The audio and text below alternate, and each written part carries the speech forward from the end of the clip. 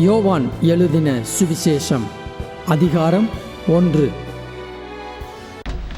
ஆதியிலே வார்த்தை இருந்தது, அந்த வார்த்தை தேவனிடத்தில் இருந்தது, அந்த வார்த்தை தேவனாயிருந்தது. அவர் ஆதியிலே தேவனோடு இருந்தார். சகலமும் அவர் மூலமாய் உண்டாயிற்று. உண்டானதொன்றும் அவராலே அல்லாமல் உண்டாகவில்லை.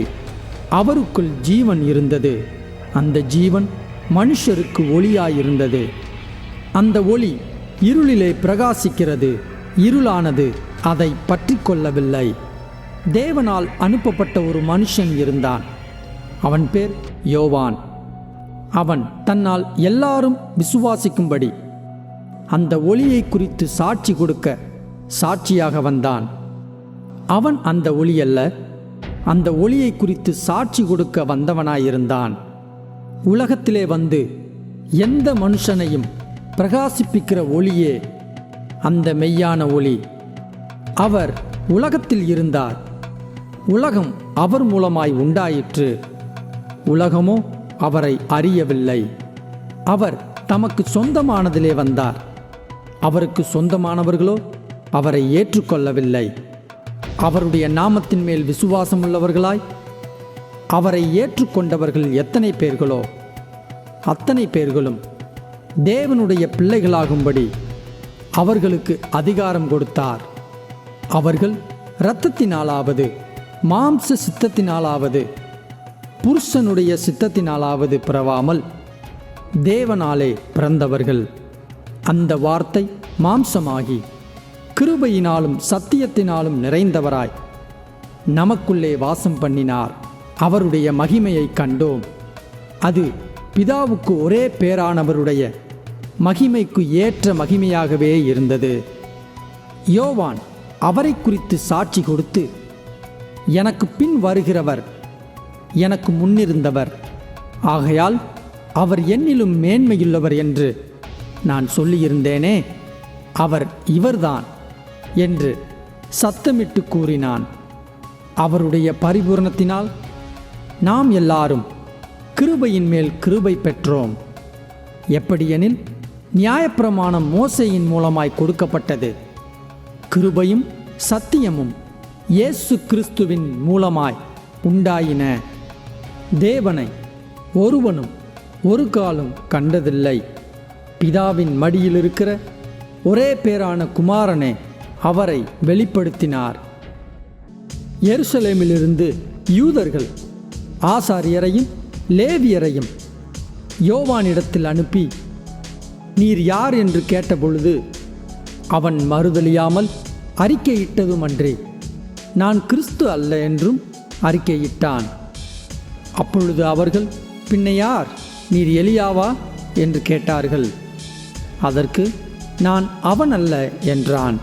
நீர் தீர்க்கதரிசியானவரா என்று கேட்டார்கள். அதற்கும் அல்ல என்றான். அவர்கள் பின்னும் அவனை நோக்கி, நீர் யார், எங்களை அனுப்பினவர்களுக்கு நாங்கள் உத்தரவு சொல்லும்படிக்கு உம்மை குறித்து என்ன சொல்லுகிறீர் என்று கேட்டார்கள். அதற்கு அவன், கர்த்தருக்கு வழியை செவ்வை பண்ணுங்கள் என்று ஏசாயா தீர்க்கதரிசி சொன்னபடியே நான் வனாந்தரத்திலே கூப்பிடுகிறவனுடைய சத்தமாயிருக்கிறேன் என்றான். அனுப்பப்பட்டவர்கள் பரிசேயராயிருந்தார்கள். அவர்கள் அவனை நோக்கி, நீர் கிறிஸ்துவும் அல்ல, எலியாவும் அல்ல, தீர்க்கதரிசியானவரும் அல்லவென்றால் ஏன் ஞானஸ்நானம் கொடுக்கிறீர் என்று கேட்டார்கள். யோவான் அவர்களுக்கு பிரதியுத்தரமாக, நான் ஜலத்தினாலே ஞானஸ்நானம் கொடுக்கிறேன், நீங்கள் அறியாதிருக்கிற ஒருவர் உங்கள் நடுவிலே நிற்கிறார்.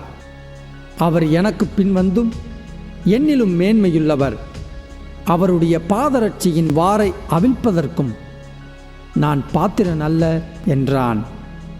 இவைகள் யோர்தானுக்கு அக்கறையில் யோவான் ஞானஸ்நானம் கொடுத்த பெத்தாபராவிலே நடந்தன.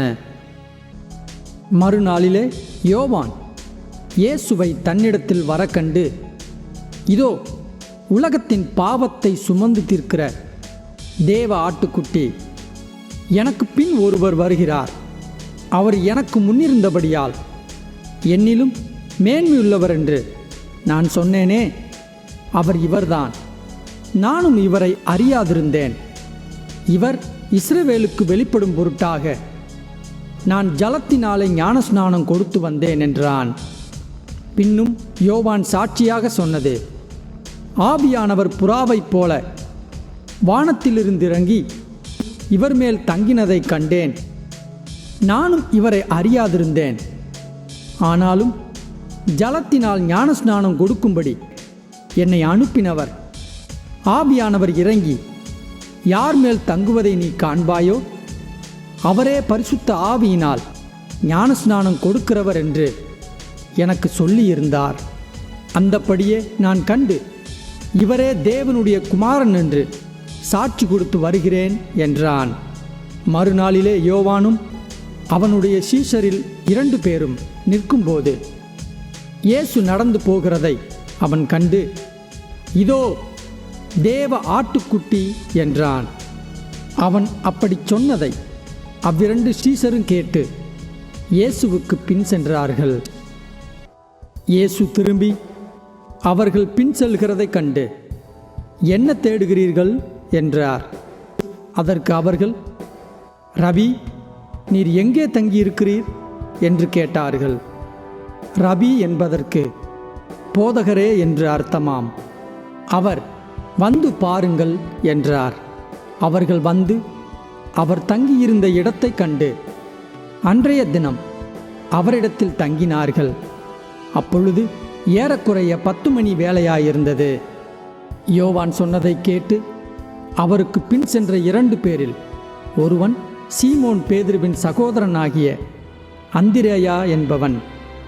அவன் முதலாவது தன் சகோதரனாகிய சீமோனை கண்டு, மேசியாவை கண்டோம் என்று சொன்னான். மேசியா என்பதற்கு கிறிஸ்து என்று அர்த்தமாம். பின்பு அவனை இயேசுவினிடத்தில் கூட்டிக் கொண்டு வந்தான். இயேசு அவனை பார்த்து, நீ யோனாவின் மகனாகிய சீமோன், நீ கேபா என்னப்படுவாய் என்றார். கேபா என்பதற்கு பேதுரு என்று அர்த்தமாம். மறுநாளிலே இயேசு கலிலேயாவுக்கு போக மனதாயிருந்து பிலிப்புவை கண்டு, நீ எனக்கு பின் சென்று வா என்றார். பிலிப் என்பவன் அந்திரேயா பேதுரு என்பவர்களுடைய ஊராகிய பெத்சாயிதா பட்டணத்தான். பிலிப்பு நாத்தான்வேலை கண்டு, நியாயப்பிரமாணத்திலே மோசேயும் தீர்க்கதரிசிகளும் எழுதியிருக்கிறவரை கண்டோம். அவர் யோசேப்பின் குமாரனும் நாசரேத்தூரானுமாகிய இயேசுவே என்றான். அதற்கு நாத்தான்வேல், நாசரேத்திலிருந்து யாதொரு நன்மை உண்டாகக்கூடுமோ என்றான். அதற்கு பிலிப்பு, வந்து பார் என்றான். இயேசு நாத்தான்வேலை தம்மிடத்தில் வரக்கண்டு அவனை குறித்து, இதோ கபடற்ற உத்தம இஸ்ரவேலன் என்றார். அதற்கு நாத்தான்வேல், நீர் என்னை எப்படி அறிவீர் என்றான். இயேசு அவனை நோக்கி, பிலிப்பு உன்னை அழைக்கிறதற்கு முன்னே நீ அத்திமரத்தின் கீழ் இருக்கும்போது உன்னை கண்டேன் என்றார். அதற்கு நாத்தான்வேல், ரபி, நீர் தேவனுடைய குமாரன், நீர் இஸ்ரவேலின் ராஜா என்றான். இயேசு அவனுக்கு பிரதியுத்தரமாக, அத்திமரத்தின் கீழே உன்னை கண்டேன் என்று நான் உனக்கு சொன்னதினாலேயா விசுவாசிக்கிறாய்? இதிலும் பெரிதானவைகளை காண்பாய் என்றார். பின்னும் அவர் அவனை நோக்கி, வானம் திறந்திருக்கிறதையும் தேவதூதர்கள் மனுஷகுமாரனிடத்திலிருந்து ஏறுகிறதையும் இறங்குகிறதையும் நீங்கள் இது முதல் காண்பீர்கள் என்று மெய்யாகவே மெய்யாகவே உங்களுக்கு சொல்லுகிறேன் என்றார்.